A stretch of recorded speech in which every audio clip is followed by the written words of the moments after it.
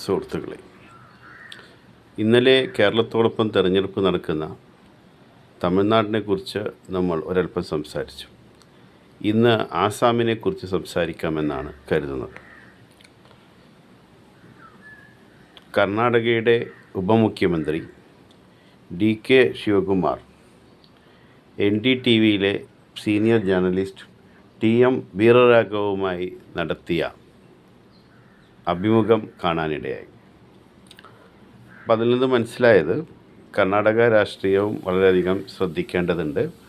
അതോടൊപ്പം തന്നെ ആസാമിലെ തെരഞ്ഞെടുപ്പ് പ്രവർത്തനങ്ങൾക്ക് വേണ്ടി കോൺഗ്രസ് ഹൈക്കമാൻഡ് ചില ചുമതലകൾ നമ്മുടെ DK ശിവകുമാറിന് നൽകിയിരിക്കുന്നു എന്നുള്ളതാണ്. അപ്പോൾ DK ശിവകുമാർ അവിടെ പോയിട്ട് പാർട്ടിയുടെ ഓഫീസ് ബെയറേഴ്സുമായും DCC പ്രസിഡൻറ്റുമാരുമായി എല്ലാം ചർച്ച ചെയ്യുന്നു. പാർട്ടി പ്രവർത്തകരെ, ജനങ്ങളെല്ലാം കാണുന്നു. അദ്ദേഹം കോൺഗ്രസ് 10 വർഷത്തെ ഭരണത്തിന് ശേഷം തിരിച്ചു വരും എന്നുള്ള പ്രതീക്ഷയിലാണ്. ഗൗരവ് ഗൊഗോയ്ക്ക് ശേഷം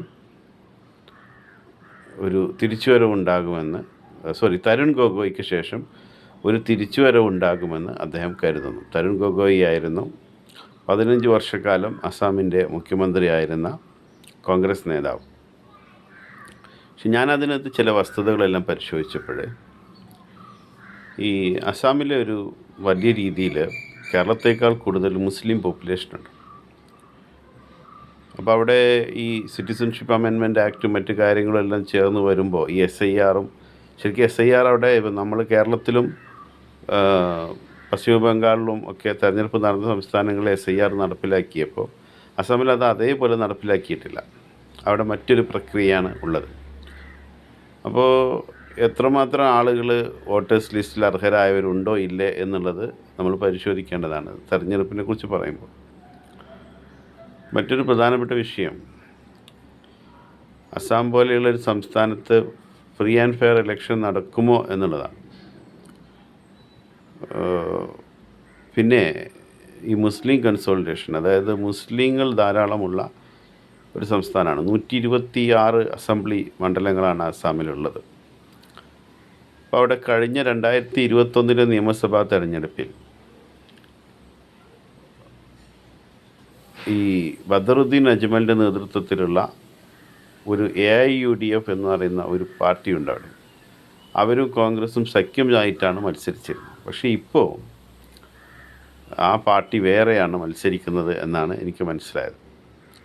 കഴിഞ്ഞ ലോക്സഭാ തെരഞ്ഞെടുപ്പിൽ 2024 അസാമിൽ, അതിനു മുമ്പ് 2019 35% മുകളിൽ വോട്ടുണ്ടായിരുന്ന പാർട്ടി, കോൺഗ്രസ് പാർട്ടി 39% വോട്ട് നേടിയിട്ടുണ്ട് കഴിഞ്ഞ ലോക്സഭാ തെരഞ്ഞെടുപ്പിൽ.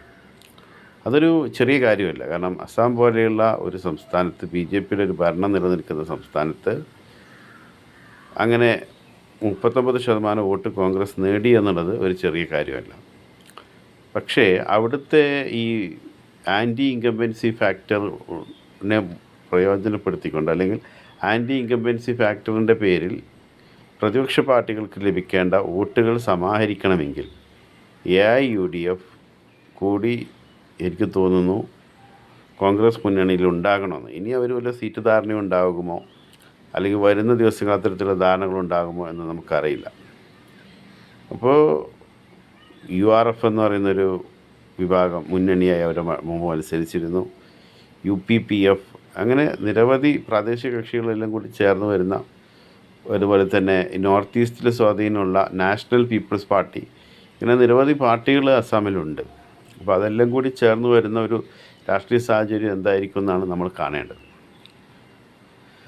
മറ്റൊരു പ്രധാനപ്പെട്ട വിഷയം, അസാമിൽ നേരത്തെ വലിയ സ്വാധീനം ഉണ്ടായിരുന്ന ഒരു പാർട്ടിയായിരുന്നു അസം ഗണ പരിഷത്ത്. പ്രഫുല്ലകുമാർ മഹന്ത അസാമിൻ്റെ മുഖ്യമന്ത്രിയായിട്ടുണ്ട് 2 തവണ. അദ്ദേഹം അസം ഗണ പരിഷത്തിൻ്റെ നേതാവായിരുന്നു. അവരിപ്പോൾ NDAക്കൊപ്പമാണ്. ഈ പ്രഫുൽകുമാർ മഹന്ത 2001 വരെ ഒരു ഇടക്കാലത്ത് 2 തവണ അവിടെ നിന്ന് മുഖ്യമന്ത്രിയായിരുന്ന നേതാവാണ്. അപ്പോൾ അസാമിൻ്റെ തെരഞ്ഞെടുപ്പ് പ്രവർത്തനങ്ങൾക്ക് ചുക്കാൻ പിടിച്ചുകൊണ്ട് അവിടെ സജീവമായി ഇടപെട്ടുകൊണ്ട് DK ശിവകുമാർ ഉണ്ട്. ഡി കെ ശിവകുമാറിൻ്റെ ഒരു രാഷ്ട്രീയ രീതി, അദ്ദേഹത്തിൻ്റെ പ്രവർത്തന ശൈലിയെല്ലാം പരിശോധിക്കുമ്പോൾ അസാമിൽ നിന്ന് നമുക്ക് ചില പ്രതീക്ഷകൾ ഉണ്ടാകേണ്ടത്. അത് മതേതര കാഴ്ചപ്പാടുള്ള സെക്കുലർ മൈൻഡഡ് ആയ ആളുകൾക്ക് അസാമിലൊരു കോൺഗ്രസിൻ്റെ നേതൃത്വത്തിലുള്ള ഗവൺമെൻറ് അധികാരത്തിൽ വരുമെന്നുള്ള ഒരു പ്രതീക്ഷ ഡി കെ ശിവകുമാറിൻ്റെ നേതൃത്വത്തിൽ ഉള്ള പ്രവർത്തനങ്ങൾ അവിടെ നടക്കുമ്പോഴുണ്ട്. അദ്ദേഹം പ്രകടിപ്പിക്കുന്ന ഒരു കോൺഫിഡൻസിൽ ജനങ്ങൾ പ്രതീക്ഷയർപ്പിക്കുന്നുണ്ട്. പക്ഷേ ആസാമിൽ കോൺഗ്രസിൻ്റെയും മതേതര മുന്നണിയുടെയും മുന്നിൽ വെല്ലുവിളികൾ നിരവധിയുണ്ട് എന്ന് തന്നെയാണ് എനിക്ക് മനസ്സിലാക്കാൻ കഴിയുന്നത്. നന്ദി, നമസ്കാരം.